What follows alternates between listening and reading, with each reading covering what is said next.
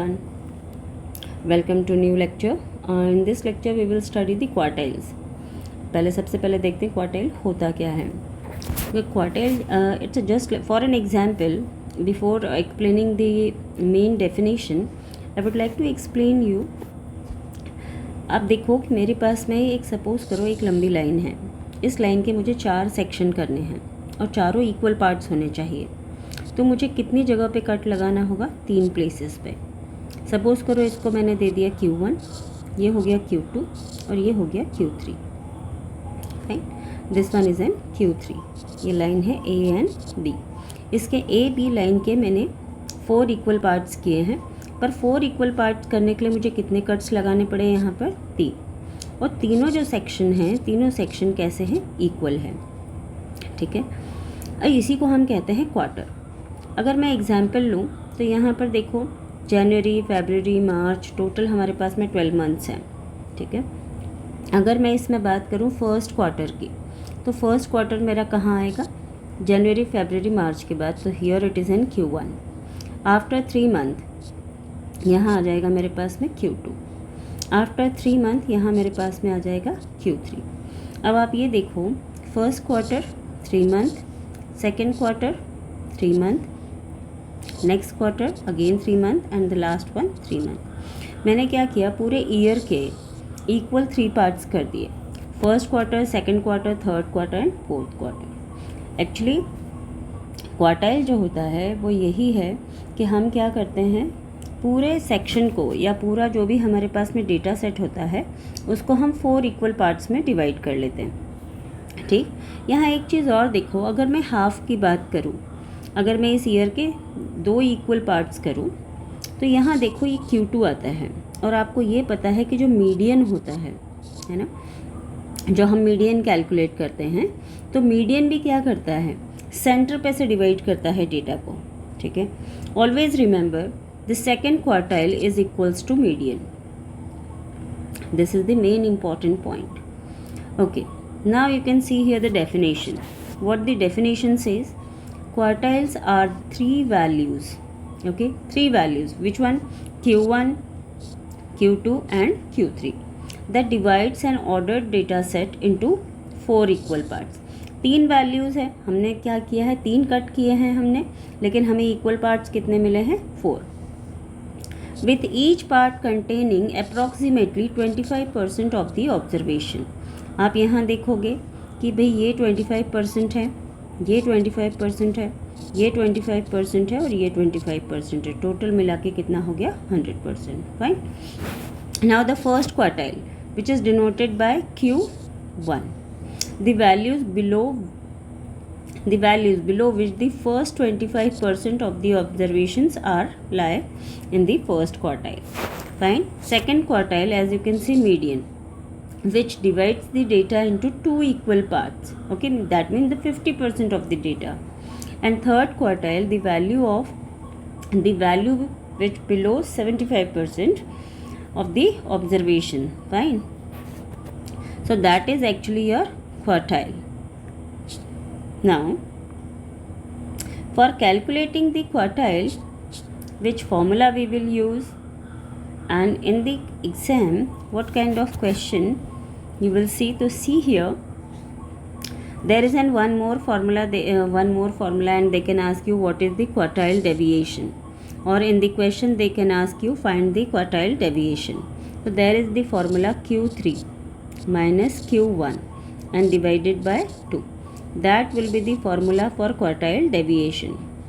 Now the next one is coefficient of quartile deviation. Coefficient of quartile deviation, if we need to calculate, then here it will be,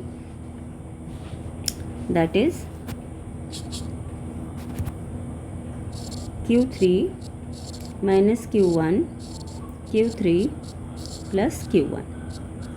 What it is? This is the coefficient of quartile deviation. Fine. So now this is the definition of the quartile. Now we can see here, generally we have 3 types of data when the only X is given. So that is called the ungrouped or individual series. Fine.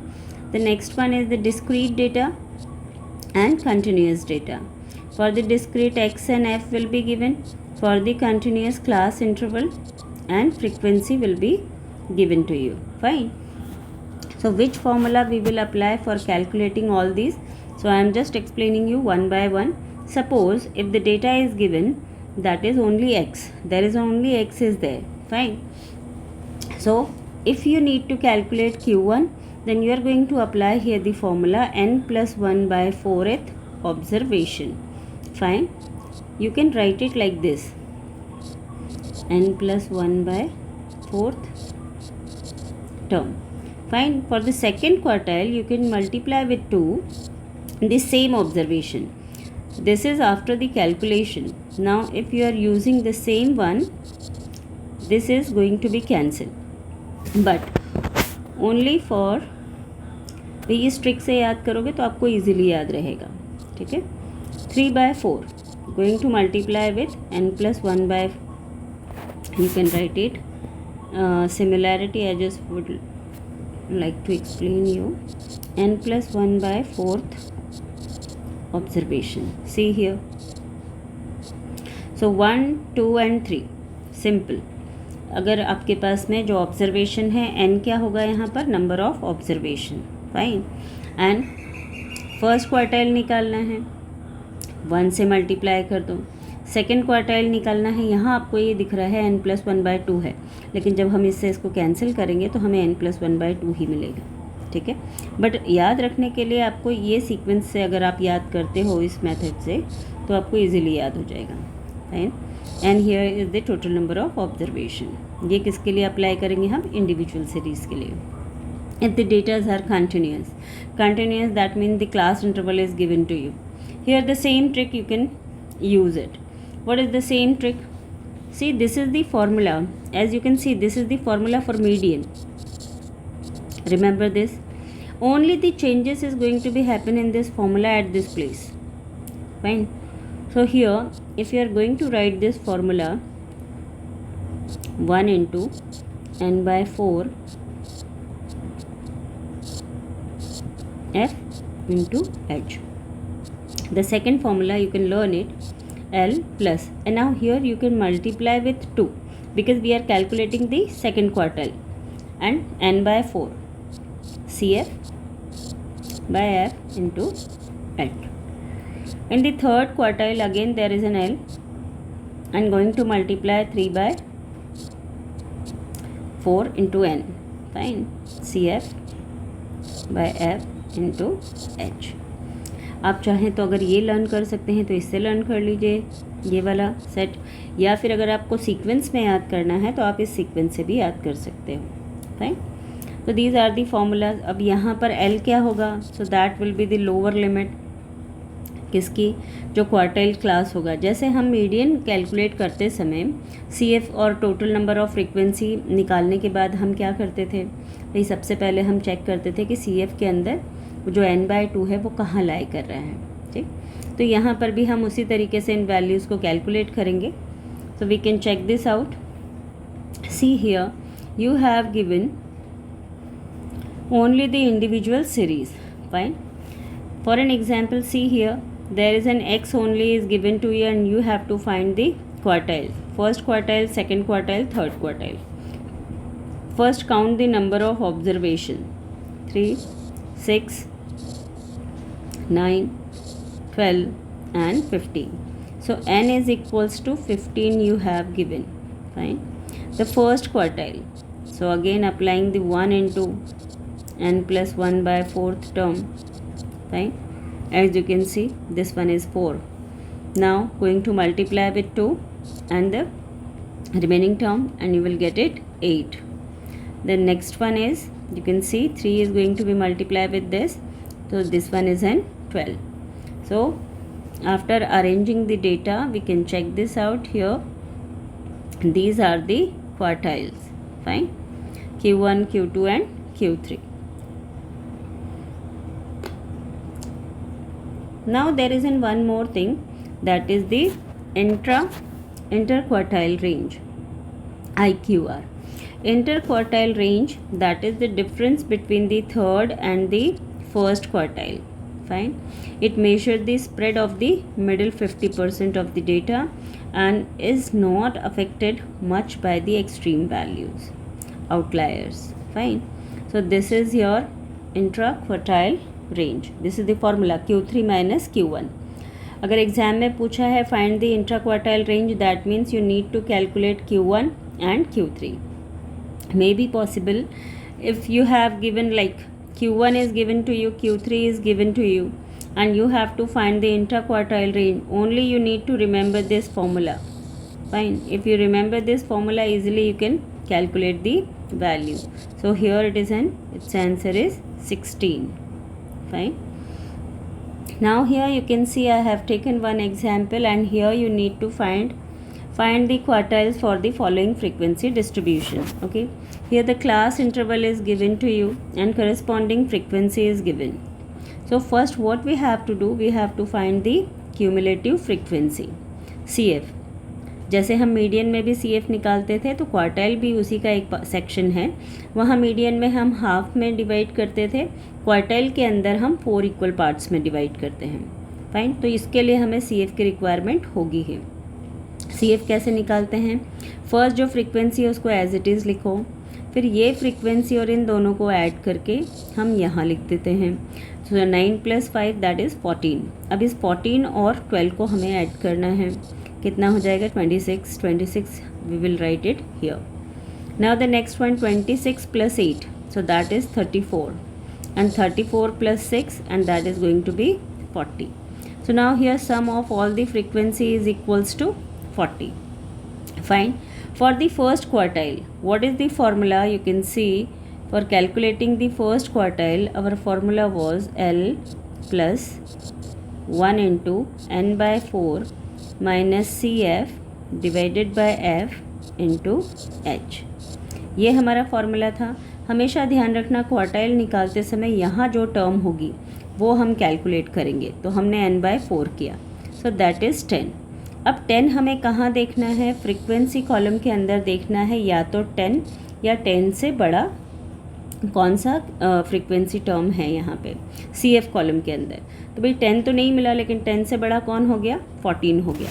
अब हम क्या करेंगे यहाँ पे? If this one is an 14, तो हम यहाँ पर सबसे पहले जो हमारा क्लास है हम उसको सिलेक्ट कर लेते हैं.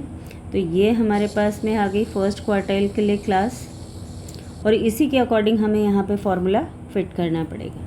ठीक है, मैं एक बार इसको हटाती हूँ. Fine. So this is our quartile class. अब फॉर्मूले के अंदर क्या क्या चाहिए? पहले L क्या होगी? Lower limit. तो 10 क्या हो गया आपका? L. फिर हमें क्या चाहिए? n/4, वो हमने कैलकुलेट किया हुआ है n/4 which is 10. CF cumulative frequency. आपने देखा था मीडियन के अंदर हम क्या करते थे? जो CF होता था हमेशा वो हमारा बिफोर द मीडियन क्लास है ना. तो बिफोर द क्वार्टाइल क्लास जो फ्रीक्वेंसी CF होगी हमारे पास में, हम उसको पिक करेंगे. तो that is our 5 as you can see here. Fine. The next one frequency of the quartile class, so that is 9. Class interval मतलब size of the class interval which is 10. अब हम ये सारी वैल्यूज़ को insert करके हमने first quartile जो है वो कैलकुलेट कर लिया, that is 15.56. For the second quartile again I told you what is the formula for second quartile Q2. तो फॉर्मूला इसका होगा L plus 2 into n/4 minus CF divided by F into H. ये हमारे पास में formula होगा. ये 4 और ये 2 कैंसिल होगा, तो हमारे पास क्या आ जाएगा? n/2. अब देखो हमारे पास क्या आया है? 20. अब इस 20 को हमें कहाँ चेक करना पड़ेगा? जो हमारे पास में CF वाली टर्म है उसमें. अब हम यहाँ चेक करते हैं कि 20 या 20 से बड़ा. तो आप देखो अब हमारी जो क्वार्टाइल क्लास है that is slightly change. So that is 20 to 30. अब इसके लिए हमारे पास में L क्या हो जाएगा? So L is equals to 20. CF क्या होगा इस पर्टिकुलर के लिए? So before the quartile class. Frequency क्या होगी हमारे पास में? F. ठीक. तो अब हम इन वैल्यूज़ को सेकेंड क्वार्टाइल के अंदर इंसर्ट कर देते हैं. ये देखो यहाँ पे. फाइन. इसको इंसर्ट करने के बाद कैलकुलेट किया हमने, so 25 is our second quartile. For calculating the third quartile again 3 into n by 4, तो ये कितना आ गया 30. अब यहाँ चेक करते हैं 30 या 30 से बड़ा.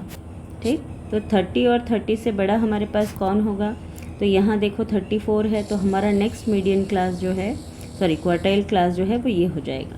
ठीक, यहाँ ये होगी 30 होगा हमारा L, क्यूमुलेटिव CF जो होगी हमारे पास वो 26 होगी, और फ्रीक्वेंसी हमारे पास में हो जाएगी 8. जब हम इसको इंसर्ट करेंगे तो हमारे पास में थर्ड क्वार्टाइल जो है, first, second and third quartiles हमारे पास में आ जाएंगे. I hope this one is clear to everyone. If you have any doubt, give me the reply in the comment section. Fine, thank you.